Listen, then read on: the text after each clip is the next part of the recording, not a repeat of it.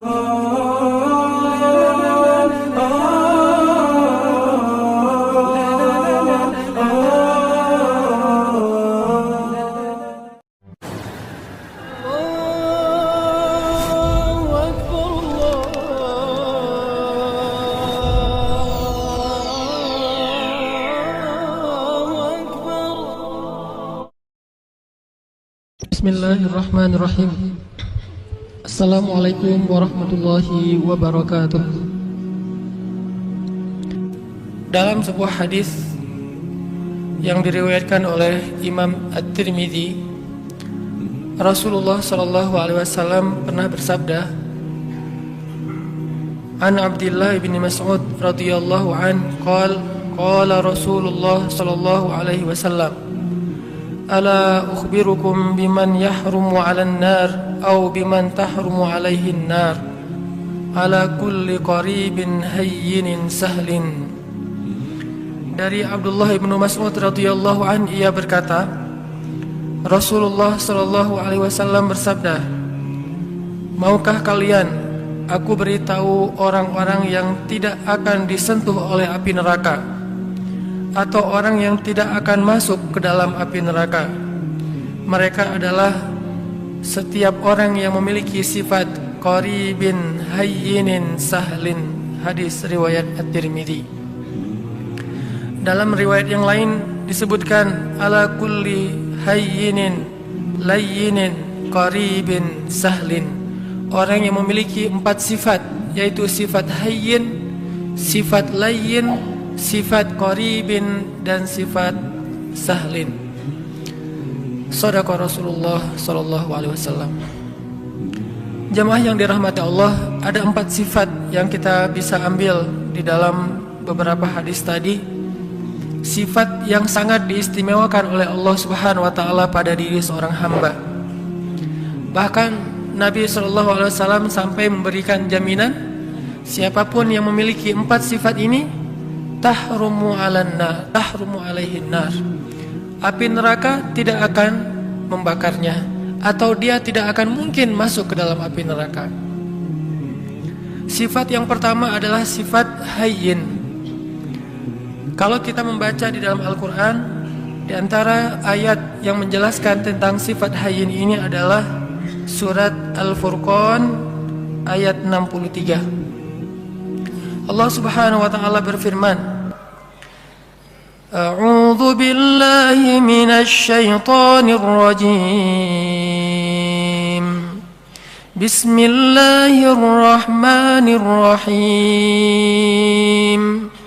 Wa ibadur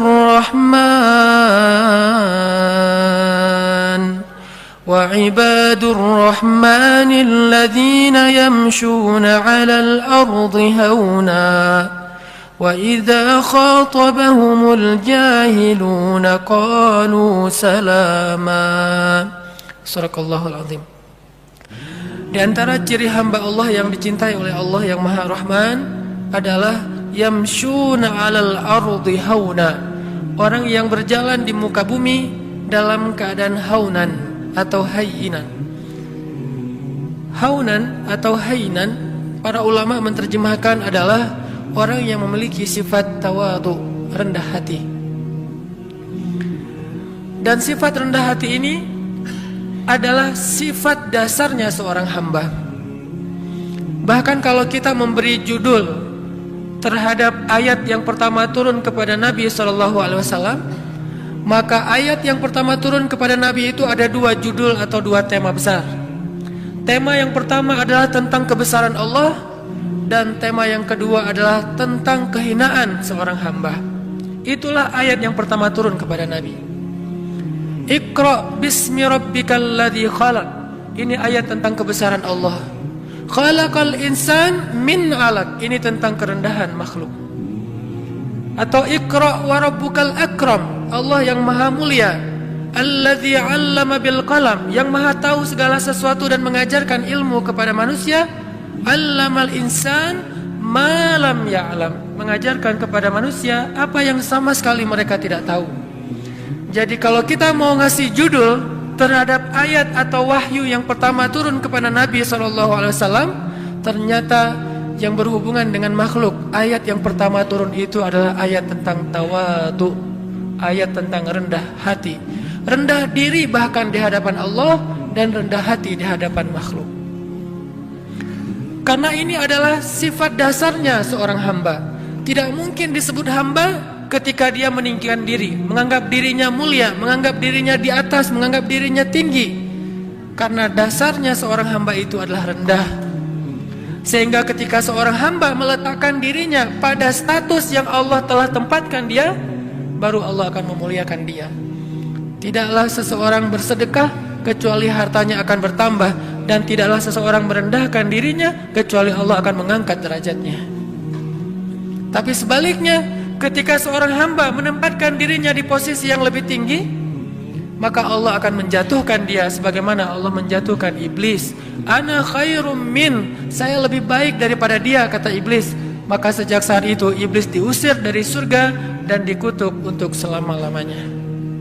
Sifat rendah hati, bahkan rendah diri di hadapan Allah Subhanahu wa taala adalah identitas aslinya makhluk, identitas aslinya hamba, dan inilah ciri hamba yang dicintai Allah Subhanahu wa taala. Hayyin. Kalau kita belajar kepada Rasulullah sallallahu alaihi wasallam, di antara contoh-contoh bagaimana Nabi menunjukkan hayyinan, sifat tawadu, rendah hatinya beliau kepada sesama, adalah kisah ketika Nabi SAW duduk di antara sahabat-sahabat Ahlu Sufah. Ahlu Sufah itu adalah istilah untuk segolongan sahabat yang miskin, yang mereka makan roti dari bahan yang kasar. Rotinya itu kasar dan keras, sehingga kalau ingin dimakan, roti itu harus direndam dulu dengan air baru bisa dimakan, saking kasar dan kerasnya roti ini. Dan dalam bahasa Arab ini diistilahkan dengan qadid. Ketika Nabi duduk di antara para sahabat miskin, lalu mereka menghidangkan roti-roti yang keras di hadapan Nabi, lalu mereka merasa tidak enak hati karena malu kepada Rasulullah, menganggap Rasulullah tidak pantas makan roti seperti yang mereka makan. Apa kata Nabi? Sesungguhnya saya adalah anak seorang perempuan yang biasa makan qadid. Sesungguhnya saya adalah anak seorang perempuan yang biasa makan qadid. Nabi ingin menempatkan dirinya sama dengan yang lain, sehingga yang lain tidak merasa canggung kepada beliau. Dan beliau mengatakan, saya sudah biasa makan makanan seperti ini dari dulu juga, jadi kita sama. Akhirnya para sahabat merasa nyaman makan bersama Rasulullah SAW. Ini namanya hayyin. Tidak mencari perbedaan, tidak menganggap dirinya tidak pantas atau tidak level dengan orang lain, tetapi justru merendahkan diri sehingga menjadi sama dengan orang lain. Bahkan dalam riwayat yang lain yang mungkin ceritanya juga cukup terkenal, walaupun ulama memberikan judul yang berbeda-beda terhadap kisah ini, adalah kisah ketika Nabi bertemu dengan sekelompok penggembala ternak. Dan di Arab pada masa itu, yang menggembala ternak rata-rata bukan menggembala ternak pribadinya, bukan miliknya. Biasanya milik orang kaya digembalai oleh orang-orang miskin. Sama kayak Nabi dulu pernah menggembala ternak-ternak orang Mekah, bukan ternak beliau sendiri.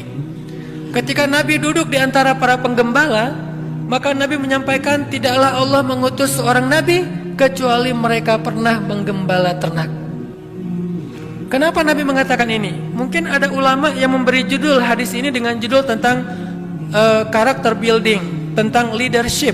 Tetapi jangan lupa bahwa angle lain dari kisah ini adalah sesungguhnya Nabi mencari persamaan antara beliau dengan orang di sekelilingnya, bahwa beliau mengatakan tidaklah Allah mengutus seorang Nabi kecuali pernah menggembala ternak, seolah-olah menggembala ternak itu adalah pekerjaan yang mulia dan membuat mereka tidak pesimis, tidak rendah diri di hadapan Nabi SAW. Ini adalah cara-cara cerdas Nabi SAW dalam menyampaikan akhlak, menunjukkan akhlak hayyin, rendah hati di antara para sahabat. Banyak lagi hadis-hadis yang luar biasa, kisah-kisah bagaimana Nabi rendah hati di antara orang lain, di antara para sahabat. Bahkan ketika Nabi SAW berbicara dengan anak kecil, maka Nabi akan jongkok supaya setara ukuran tubuh beliau dengan tubuh anak kecil. Tidak berbicara seolah-olah beliau adalah seorang atasan kepada anak kecil yang bekerja di rumah beliau seperti Anas bin Malik. Ini bahasa-bahasa haynan, orang-orang yang rendah hati di hadapan makhluk. Dan Allah Subhanahu wa taala seringkali mengingatkan manusia tentang sifat rendah hati dengan cara menyebutkan asal muasal penciptaan manusia. Hampir semua ayat tentang penciptaan manusia ada pesan moral tentang hainan, rendah hati di dalamnya. Tidakkah kalian perhatikan dari apa kalian diciptakan?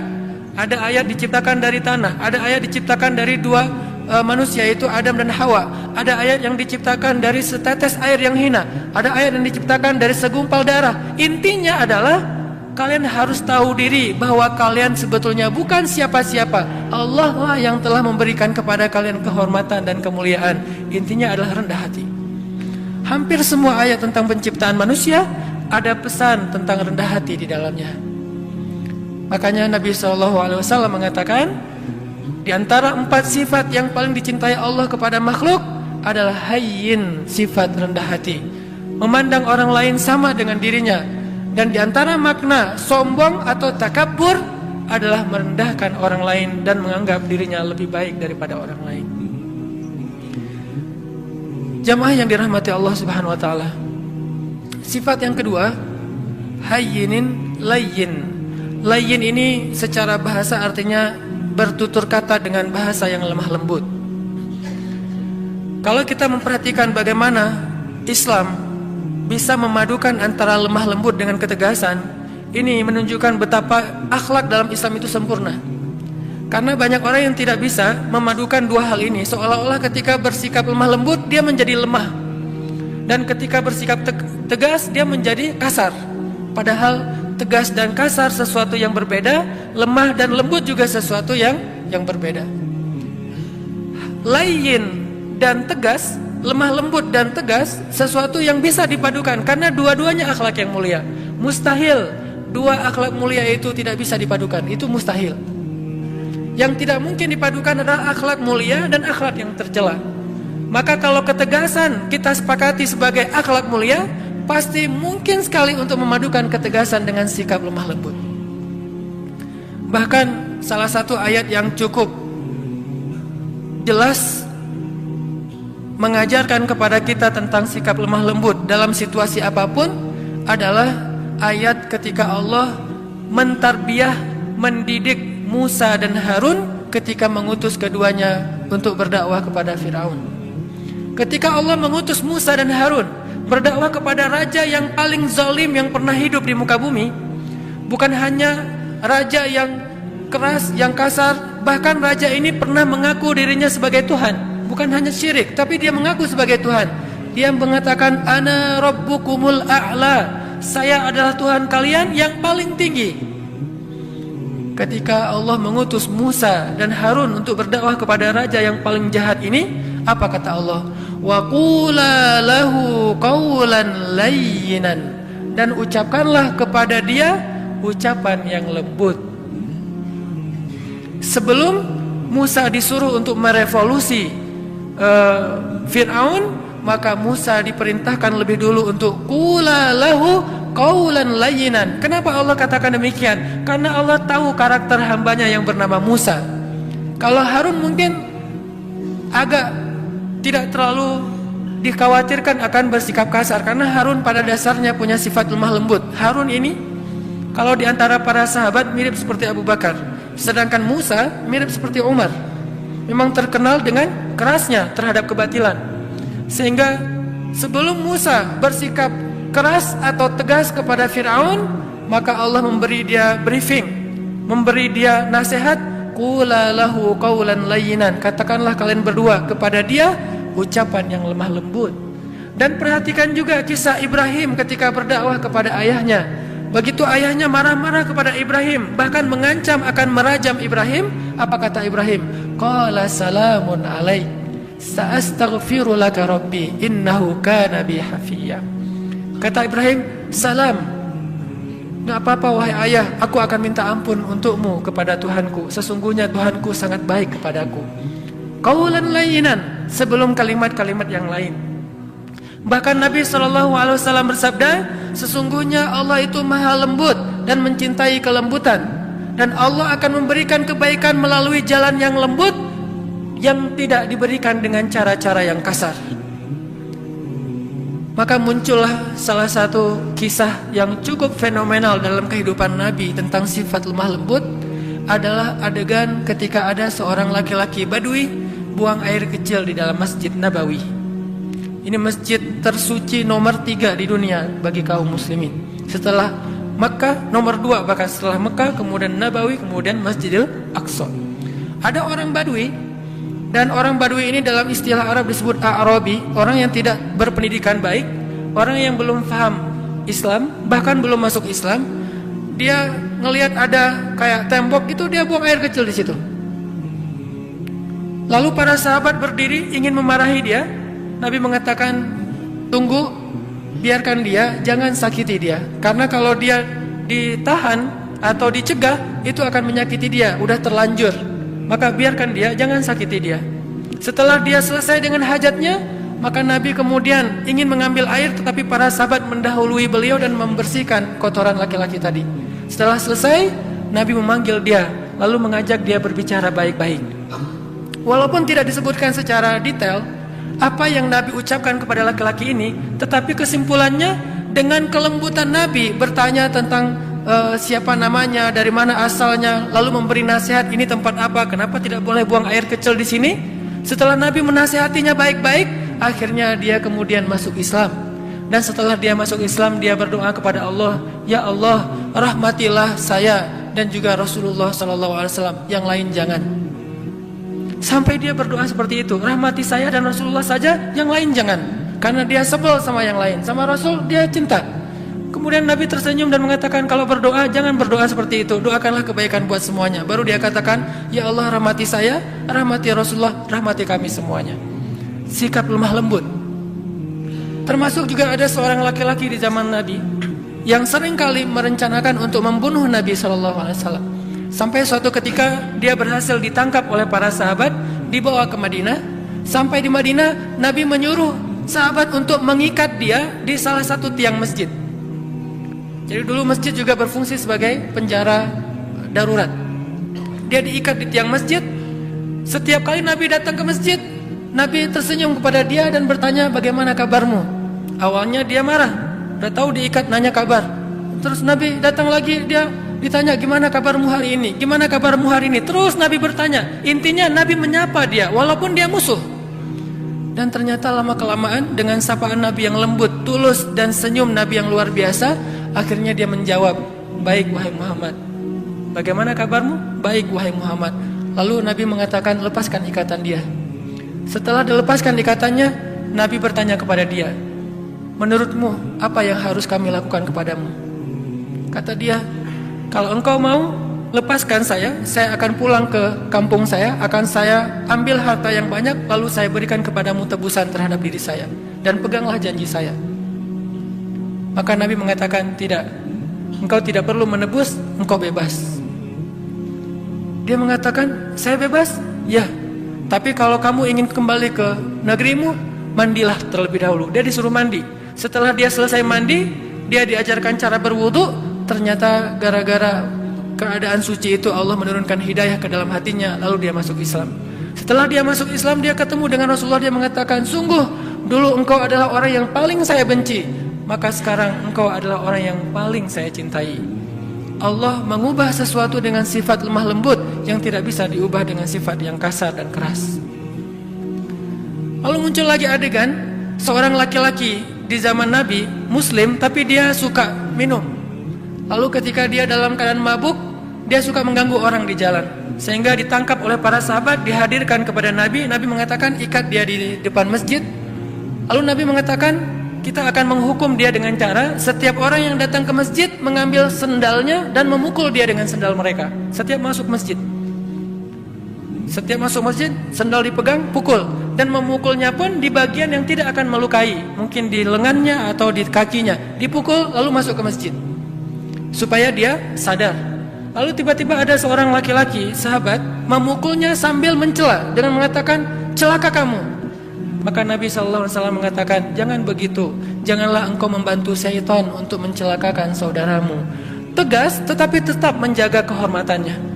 Sampai Nabi bersabda, kalau kita baca kitab Riyadhus Shalihin ada bab yang khusus masalah ini. Nabi bersabda, jika budak perempuan kalian berzina, maka cambuklah dia, tetapi jangan mencela dia. Kalau dia berzina untuk kedua kalinya, cambuklah dia, tetapi jangan mencela dia. Kalau dia berzina lagi untuk ketiga kalinya, maka juallah dia walau dengan harga seutas tali yang murah, tetapi jangan mencela dia. Dalam Islam tidak ada ruang untuk mencela siapapun, tetapi hukum hak agama untuk ditegakkan. Sedangkan celaan bukan bagian dari agama. Ini sikap lemah lembutnya Islam tanpa kehilangan ketegasannya. Kemudian Nabi juga mengatakan tentang bagaimana seorang suami kepada istri, istausu bin nisa'i khairan fa innal mar'ata khuliqat min dhila wa inna a'wajad dhila a'lah. Perlakukanlah istri kalian dengan lemah lembut, dengan baik, karena sesungguhnya perempuan itu tercipta dari tulang rusuk, dan tulang rusuk yang paling bengkok itu yang atasnya. Jika kalian terlalu kaku, keras, mereka akan patah. Dan jika kalian membiarkan, mereka tetap bengkok. Istausu bin nisa'i khairan. Perlakukan mereka dengan lemah lembut. Ini diantara banyak sekali riwayat-riwayat tentang pentingnya sifat lemah lembut, walaupun bukan berarti tidak ada ketegasan sama sekali. Yang ketiga, setelah hayyinin, rendah hati, layyinin, lemah lembut, ada sahlin. Sahlin itu mudah dan memudahkan. Kalau ke dirinya easy going, kalau ke orang lain itu dia sangat gampang, enjoy gitu, tidak terlalu mempersulit urusan orang lain. Dan saking ingin memudahkan urusan orang lain, Nabi SAW sering kesulitan sendiri. Saking ingin memudahkan urusan orang lain, sampai beliau sering kesulitan sendiri. Di antaranya, suatu saat Nabi sedang berada di pasar, tiba-tiba ada seorang perempuan kemudian meminta Nabi, anak muda, temenin saya belanja. Nggak tahu kalau itu Rasulullah. Ditemenin sama Nabi, angkat barang-barangnya sampai selesai semuanya, kemudian diantarkan ke rumahnya, sehingga Nabi jadi tidak menyelesaikan hajatnya sendiri demi memudahkan urusan orang lain. Karena Allah berfirman, siapa yang memudahkan urusan saudaranya di dunia, maka Allah mudahkan urusan-urusan dia nanti di akhirat. Dan kita tahu akhirat itu hari ketika urusan akan sangat sulit dan kepayahan. Nabi memudahkan. Bahkan dalam sebuah riwayat yang juga cukup terkenal, suatu pagi Nabi SAW lapar, kemudian beliau datang ke dapur istrinya, membuka-buka, kalau bahasa kita mungkin membuka panci gitu, ingin mencari makanan apa di dapur. Ternyata hari itu Aisyah belum memasak apa-apa, sehingga Nabi ketika lagi buka-buka panci di dapur, tiba-tiba Aisyah muncul. Nabi tidak ingin mempersulit Aisyah, sehingga tiba-tiba Nabi mengatakan, ya Aisyah, hari ini saya berpuasa. Sehingga Aisyah otomatis mengatakan, oh ya sudah kalau gitu sekalian, memang saya hari ini tidak memasak. Bukankah puasa sunnah boleh niat belakangan dengan syarat belum makan apa-apa? Akhirnya Nabi yang tadinya niat tidak puasa gara-gara tidak ada makanan, dan tiba-tiba Aisyah muncul. Dan kalau Nabi sampai ketahuan lagi buka-buka panci, nanti Aisyah terpaksa harus belanja, masak segala macam. Untuk memudahkan Aisyah, Nabi mengatakan langsung, Aisyah, hari ini saya berpuasa, sehingga Aisyah tidak perlu merasa bersalah karena tidak memasak hari itu. Lihat bagaimana Nabi memudahkan urusan keluarganya. Bahkan ketika ditanya kepada Aisyah, ya Aisyah, apa yang dilakukan Nabi di rumah? Aisyah mengatakan, Nabi di rumah sibuk menyelesaikan semua urusan istri-istrinya. Jadi Nabi kalau di luar, orang berlomba-lomba menyelesaikan hajat beliau, kalau di rumah, beliau justru sibuk dan tidak berhenti untuk menyelesaikan hajat keluarganya, menyelesaikan urusan orang lain. Sahlin, memudahkan. Dan Allah Subhanahu wa taala senang memudahkan urusan hamba. Yuridullahu bikumul yusra wala yuridu bikumul usra. Allah ingin memudahkan kalian dan tidak ingin mempersulit kalian. Lalu siapa kita yang ingin mempersulit urusan orang lain? Bahkan Allah saja ingin memudahkan urusan kita. Yang terakhir, jamaah yang dirahmati Allah, sifat yang dicintai Allah dari seorang hamba adalah qaribin. Qaribin ini lalu menjadi bahasa Indonesia karib, artinya dekat, akrab, tidak jaim. Orangnya itu mudah untuk bergaul, baru kenal dengan dia langsung akrab. Dan juga bukan berarti dia terlalu sok akrab atau caper dan seterusnya, tetapi mudah bergaul dengan dia, tidak ada jarak, tidak membuat orang sungkan. Rasulullah SAW ketemu dengan siapapun, orang itu akan mudah curhat kepada beliau. Bahkan seorang perempuan yang baru kenal beliau dengan nyaman curhat kepada beliau. Datang seorang perempuan mengatakan, ya Rasulullah, bukankah Allah la yastahi minal haq? Allah tidak malu kalau kita ngomong tentang suatu kebenaran? Kata Nabi, ya. Memangnya ada apa? Kata dia, ya Rasulullah, bagaimana cara membersihkan haid? Seorang perempuan nyaman bertanya itu kepada Rasulullah, dan pasti tidak akan nyaman bertanya itu kepada yang lain. Bagaimana cara membersihkan haid? Nabi mengatakan, ya dibersihkan. Kata dia, ya tapi bagaimana? Kata Nabi, ya dibersihkan. Kata dia, ya tapi bagaimana ya Rasul? Akhirnya Aisyah yang mendengar pertanyaan ini memegang tangannya, membawa dia masuk ke dalam dan dijelaskan secara lebih jelas, lebih detail, karena Nabi tidak mungkin menjelaskan itu kepada yang bukan mahramnya. Tapi intinya di sini betapa seorang perempuan merasa nyaman untuk curhat, menanyakan perihalnya kepada Rasulullah, termasuk sampai turun ayat curhat di dalam Al-Quran. Tahukah kita surat curhat di dalam Al-Quran? Surat curhat itu namanya Al-Mujadalah atau Al-Mujadilah. Kalau kita baca Al-Mujadilah artinya curhat. Kalau kita baca Al-Mujadilah artinya perempuan yang sedang curhat. Sampai turun ayat tentang curhat, seorang perempuan datang kepada Rasulullah dan menanyakan perihal masalah keluarganya kepada Rasulullah SAW. Dan tidak ada orang yang datang kepada Nabi dalam keadaan kecewa. Maka jamaah yang dirahmati Allah Subhanahu Wa Taala, tunjukkan 4 sifat ini dalam kehidupan sehari-hari kita. Mulai dari keluarga, tetangga, siapapun, bahkan orang yang kadang kita tidak kenal di jalan. Bukankah dengan tersenyum kita bisa mencairkan suasana? Bukankah dengan sedikit mengalah itu tidak akan merugikan kita? Kita adalah muslim, dan sebagai muslim kita punya tanggung jawab untuk memperlihatkan bahwa Islam itu agama yang indah, agama yang terbaik. Jangan sampai agama Islam ini dicela justru karena akhlak kita yang tidak baik. Berarti kita telah mencoleng agama kita sendiri.